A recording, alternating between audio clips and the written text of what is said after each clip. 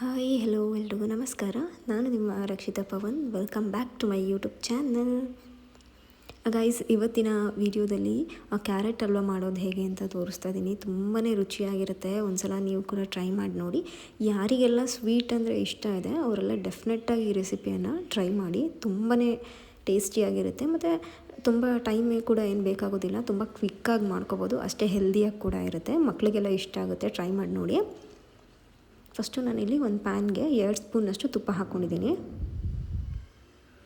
ನೋಡಿ, ತುಪ್ಪ ಈ ರೀತಿ ಮೆಲ್ಟ್ ಆದಮೇಲೆ ನಾನು ಡ್ರೈ ಫ್ರೂಟ್ಸ್ನ ಹಾಕೋತಾ ಇದ್ದೀನಿ. ನಾನಿಲ್ಲಿ ಬಾದಾಮಿ ಮತ್ತು ಗೋಡಂಬಿಯನ್ನು ಈ ರೀತಿ ಚಿಕ್ಕದಾಗಿ ಕಟ್ ಮಾಡಿ ಹಾಕ್ಕೊಂಡಿದ್ದೀನಿ.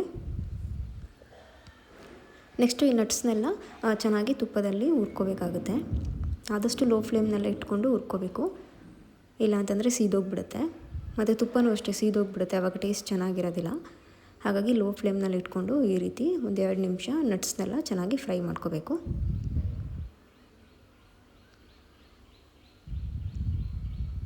ಈ ರೀತಿ 1-2 ನಿಮಿಷ ಫ್ರೈ ಮಾಡ್ಕೊಳ್ಳಿ. ನಾನಿಲ್ಲಿ ಸಣ್ಣದಾಗಿ ಕಟ್ ಮಾಡಿ ಹಾಕ್ಕೊಂಡಿದ್ದೀನಿ. ನೀವು ಬೇಕಿದ್ರೆ ಹಾಗೆ ಕೂಡ ಹಾಕ್ಕೋಬೋದು. ನೋಡಿ, ಈ ರೀತಿ ಒಂದು ಸ್ವಲ್ಪ ಕಲರ್ ಚೇಂಜ್ ಆಗಬೇಕು. ಜಾಸ್ತಿನೂ ರೋಸ್ಟ್ ಮಾಡ್ಕೋಬಾರ್ದು. ಒಂಚೂರು ಕಲರ್ ಚೇಂಜ್ ಆಗಬೇಕು. ಅಲ್ಲಿವರೆಗೂ ಈ ರೀತಿ ಚೆನ್ನಾಗಿ ರೋಸ್ಟ್ ಮಾಡಿಕೊಂಡ್ರೆ ಸಾಕು.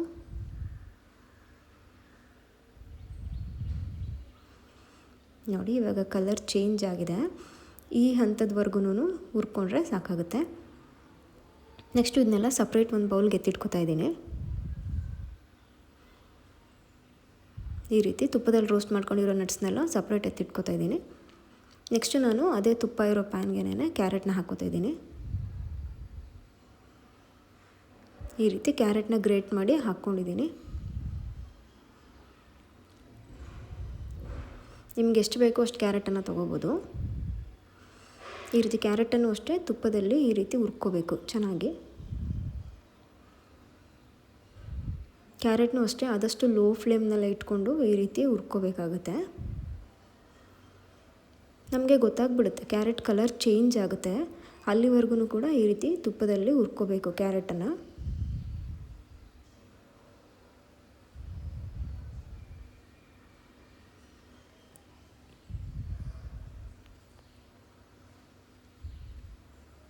ನೋಡಿ, ಈ ರೀತಿ ಚೆನ್ನಾಗಿ ಹುರ್ಕೋಬೇಕು. ಈ ರೀತಿ ಚೆನ್ನಾಗಿ ಸ್ಪೂನಲ್ಲಿ ಮಿಕ್ಸ್ ಮಾಡಿಕೊಂಡು ಚೆನ್ನಾಗಿ ಫ್ರೈ ಮಾಡ್ಕೋಬೇಕು. ಕಲರ್ ಚೇಂಜ್ ಆಗಬೇಕು. ನೋಡಿ, ಇವಾಗ ಒಂದು ಸ್ವಲ್ಪ ಲೈಟಾಗಿ ಕಲರ್ ಚೇಂಜ್ ಆಗಿದೆ. ಈ ಟೈಮಲ್ಲಿ ನಾನು ಹಾಲನ್ನ ಸೇರಿಸ್ಕೊತಾ ಇದ್ದೀನಿ. ನೀವೆಷ್ಟು ಹಾಲನ್ನ ಹಾಕ್ತೀರಾ ಕ್ಯಾರೆಟ್ ಹಲ್ವಾ ಅಷ್ಟು ಟೇಸ್ಟಿಯಾಗಿರುತ್ತೆ. ಆದಷ್ಟು ನಾನು ಇವಾಗ ಏನು ಕ್ಯಾರೆಟ್ನ ತೊಗೊಂಡಿದ್ದೀನಿ ಅದು ಮುಳುಗೋವಷ್ಟು ನೀರನ್ನ ಹಾಕ್ಕೊಂಡಿದ್ದೀನಿ. ಇವಾಗಲೂ ಅಷ್ಟೇ ಕ್ಯಾರೆಟಲ್ಲಿ ನಾವು ಹಾಲನ್ನ ಹಾಕಿದ್ದೀವಲ್ಲ, ಆ ಹಾಲು ಕಂಪ್ಲೀಟಾಗಿ ಡ್ರೈ ಆಗಬೇಕು. ಅಲ್ಲಿವರೆಗೂ ಕೂಡ ಈ ರೀತಿ ನಾವು ಚೆನ್ನಾಗಿ ಕುದಿಸ್ಕೋಬೇಕು ಕ್ಯಾರೆಟ್ನ ಹಾಲಲ್ಲಿ. ಈ ರೀತಿ ಚೆನ್ನಾಗಿ ಮಿಕ್ಸ್ ಮಾಡಿಕೊಂಡು ಕ್ಯಾರೆಟ್ನ ಹಾಲಿನಲ್ಲಿ ಬೇಯಿಸ್ಕೋಬೇಕು.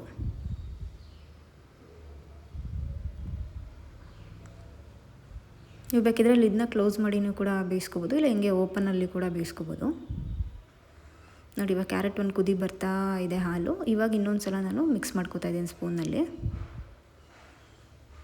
ತುಂಬ ಹೈ ಫ್ಲೇಮ್ನಲ್ಲಿಟ್ಟರೆ ಹಾಲು ಸೀದೋಗಿಬಿಡುತ್ತೆ. ಆದಷ್ಟು ಮೀಡಿಯಮ್ನಲ್ಲೇ ಇಟ್ಕೊಳ್ಳಿ. ನೋಡಿ, ಇನ್ನೊಂದು ಸಲ ಈ ರೀತಿ ನಾನು ಸ್ಪೂನಲ್ಲಿ ಮಿಕ್ಸ್ ಮಾಡಿಕೊಂಡು ಮತ್ತೆ ಕ್ಯಾರೆಟ್ನ ಬೇಯಿಸೋದಕ್ಕೆ ಬಿಡ್ತಾಯಿದ್ದೀನಿ ಹಾಲಿನಲ್ಲಿ.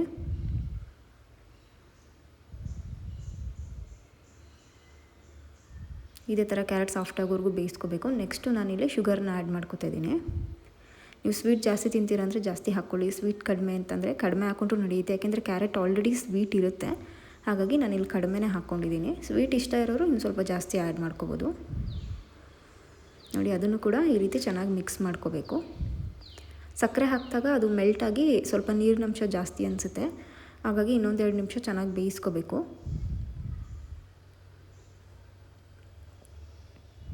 ನೋಡಿ, ಈ ರೀತಿ ಮಿಕ್ಸ್ ಮಾಡ್ಕೋಬೇಕು. ಸಕ್ಕರೆ ಎಲ್ಲ ಚೆನ್ನಾಗಿ ಮೆಲ್ಟ್ ಆಗುತ್ತೆ. ಪುಡಿ ಮಾಡಿ ಹಾಕೋದೇನು ಬೇಡ, ಹಾಗೆ ಡೈರೆಕ್ಟ್ ಹಾಕ್ಬೋದು. ಈಗ ಮತ್ತೆ ಇದನ್ನು ಬೇಯಿಸ್ಕೊಳ್ಳೋದಕ್ಕೆ ಇಟ್ಟಿದ್ದೀನಿ. 1-2 ನಿಮಿಷ ಆದಮೇಲೆ ಇವಾಗ ನೋಡಿ, ಲಾಸ್ಟಲ್ಲಿ ನಾನು ಏಲಕ್ಕಿನ ಈ ರೀತಿ ಪುಡಿ ಮಾಡಿ ಹಾಕ್ಕೋತಾ ಇದ್ದೀನಿ. ಏಲಕ್ಕಿನೂ ಅಷ್ಟೇ ಒಳ್ಳೆ ಫ್ಲೇವರ್ ಕೊಡುತ್ತೆ ಕ್ಯಾರೆಟ್ ಹಲ್ವಾಗೆ. ಇದನ್ನು ಸ್ಕಿಪ್ ಮಾಡಿಬಿಡಿ, ಹಾಕ್ಕೊಳ್ಳಿ. ಏಲಕ್ಕಿ ಪುಡಿ ಹಾಕಿದ್ಮೇಲೂ ಅಷ್ಟೇ ಇನ್ನೊಂದು ಸಲ ಈ ರೀತಿ ಚೆನ್ನಾಗಿ ಮಿಕ್ಸ್ ಮಾಡ್ಕೋತಾ ಇದ್ದೀನಿ. ನೋಡಿ, ಇಷ್ಟೇ, ತುಂಬ ಸಿಂಪಲಾಗಿ ಮಾಡ್ಕೋಬೋದು. ಕ್ಯಾರೆಟ್ ಒಂದು ತುರಿದು ಇಟ್ಕೊಂಡ್ರಿ ಅಂತ ಅಂದರೆ ಕ್ವಿಕ್ಕಾಗಿ ಮಾಡ್ಕೊಂಡ್ಬಿಡ್ಬೋದು ಈ ಸ್ವೀಟ್ನ. ಮತ್ತು ಹೆಲ್ದಿಯಾಗಿ ಕೂಡ ಇರುತ್ತೆ. ನಾವು ತರಕಾರಿ ಕ್ಯಾರೆಟ್ನ ಯೂಸ್ ಮಾಡಿರೋದ್ರಿಂದ. ನೋಡಿ ಇವಾಗ ಆಲ್ಮೋಸ್ಟ್ ಕ್ಯಾರೆಟ್ ಹಲ್ವ ರೆಡಿಯಾಗಿದೆ. ಲಾಸ್ಟಲ್ಲಿ ನಾವು ಆವಾಗಲೇ ಫಸ್ಟ್ ಏನು ತುಪ್ಪದಲ್ಲಿ ರೋಸ್ಟ್ ಮಾಡಿ ಇಟ್ಕೊಂಡ್ವಿ ಅಲ್ವಾ ನಟ್ಸು, ಅದನ್ನೆಲ್ಲ ಹಾಕ್ಕೋತಾ ಇದ್ದೀನಿ ಮೇಲ್ಗಡೆ.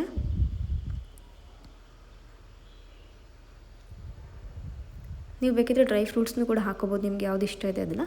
ನಾನಿಲ್ಲಿ ಬರೀ ನಟ್ಸ್ನ ಮಾತ್ರ ಯೂಸ್ ಮಾಡ್ಕೊಂಡಿದ್ದೀನಿ. ನೋಡಿ ಈ ರೀತಿ ಮಾಡಿಕೊಂಡ್ರೆ ಸಖತ್ ಟೇಸ್ಟಿಯಾಗಿರೋ ಕ್ಯಾರೆಟ್ ಹಲ್ವ ರೆಡಿಯಾಗಿಬಿಡುತ್ತೆ. ಯಾರ್ಯಾರಿಗೆ ಅಡುಗೆ ಮಾಡೋಕ್ಕೆ ಬರೋಲ್ಲ ಅವರು ಕೂಡ ಇದನ್ನು ಮಾಡ್ಕೋಬೋದು. ಅಷ್ಟು ಈಸಿಯಾಗಿರುತ್ತೆ ಮತ್ತು ಕ್ವಿಕ್ಕಾಗಿ ಮಾಡ್ಕೋಬೋದು, ಅಷ್ಟೇ ಹೆಲ್ದಿಯಾಗಿ ಕೂಡ ಇರುತ್ತೆ. ನೀವು ಕೂಡ ಒಂದ್ಸಲ ಟ್ರೈ ಮಾಡಿ ನೋಡಿ, ಟೇಸ್ಟ್ ಚೆನ್ನಾಗಿ ಅನಿಸುತ್ತೆ. ಮತ್ತು ಇದನ್ನು ಬಿಸಿಯಲ್ಲಿ ತಿನ್ನೋದಕ್ಕಿಂತ ಆದಷ್ಟು ಒಂದು 1/2 ಅವರು ಇದನ್ನು ಒಂದು ಬಾಕ್ಸ್ಗೆ ಹಾಕ್ಬಿಟ್ಟು ಫ್ರಿಡ್ಜ್ನಲ್ಲಿ ಎತ್ತಿಟ್ಬಿಡಿ. ಅದು ಸ್ವಲ್ಪ ಫ್ರಿಡ್ಜ್ನಲ್ಲಿ ಇಟ್ಟು ತಿನ್ನೋದ್ರಿಂದ ಟೇಸ್ಟ್ ತುಂಬಾ ಚೆನ್ನಾಗಿ ಅನಿಸುತ್ತೆ. ಹಾಗಾಗಿ ಫ್ರಿಡ್ಜಲ್ಲಿಟ್ಟು ಆನಂತರ ಟೇಸ್ಟ್ ಮಾಡಿ, ತುಂಬ ಚೆನ್ನಾಗಿರುತ್ತೆ. ರೆಸಿಪಿ ಇಷ್ಟ ಆಯಿತು ಅಂತ ಅನ್ಕೋತೀನಿ. ನಿಮಗೂ ಕೂಡ ಇಷ್ಟ ಆದರೆ ಒಂದು ಲೈಕ್ ಮಾಡಿ, ಜಾಸ್ತಿ ಇಷ್ಟ ಆಯಿತು ಅಂತಂದರೆ ಶೇರ್ ಮಾಡಿ. ಇನ್ನೂ ನನ್ನ ಚಾನಲ್ನ ಸಬ್ಸ್ಕ್ರೈಬ್ ಮಾಡಿದೆ ಹಾಗೆ ನೋಡ್ತಾ ಇದ್ದೀರಾ ಅಂದರೆ ದಯವಿಟ್ಟು ನನ್ನ ಚಾನಲ್ನ ಸಬ್ಸ್ಕ್ರೈಬ್ ಮಾಡ್ಕೊಳ್ಳಿ. Thank you.